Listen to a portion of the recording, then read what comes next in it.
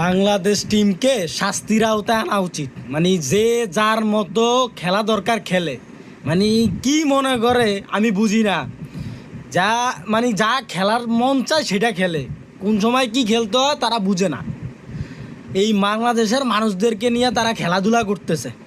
যে যার মতো খেলে, ওদের শাস্তির আওতায় আনা উচিত। যে বাজে খেলবে, মন মতো খেলবে, বেতন বন্ধ করে দিতে হবে। 16 কোটি 17 কোটি 20 কোটি মানুষদের মানে হৃদয় নিয়ে খেলে। যার মতো যে সেরকম খেলতেছে, পুরা হার্টবিট কাঁপতেছিল ভাই, হার্টবিট কাঁপতেছিল। মানে পুরা হাত পা ঠান্ডা হয়ে গেছে, সোজা কথা। তাদের খেলা দেখতে হইলে এমন ফিল হইতে হয়। আমি একটু আগে একটা ভিডিও করছিলাম যে মুরগির মতো, মুরগি যেরকম মারা যায় অসুখ হইলে, এরকম যাতে মরিস না ভাই।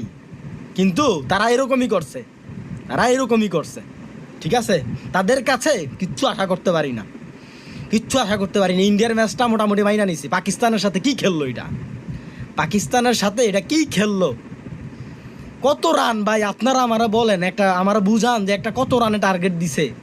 এইটা যদি না করতে পারে বেটা কচু গাছের সাথে গলায় দড়ি দে বেড়া। ঠিক আছে, বেশি কিছু করতে যাই না, চোখ দিয়া ট্যাপটা পানি ভরতে চাইতেছে। হাত পা টোটাল কথা, হাত পা ঠান্ডা হয়ে রয়েছে, সোজা কথা মনে হয়। হাত পা টোটাল ঠান্ডা হয়ে রয়েছে। খেলা দেখতে আসছি বাংলাদেশের, মোনাকো খেলা দেখতে আসছি বাংলাদেশের। বেটারা বাংলাদেশে আইসা বোর তলে হুইয়া থাক বেটারা, মানে মাথায় কাজ করে না। মানে কি বলবো ভাই।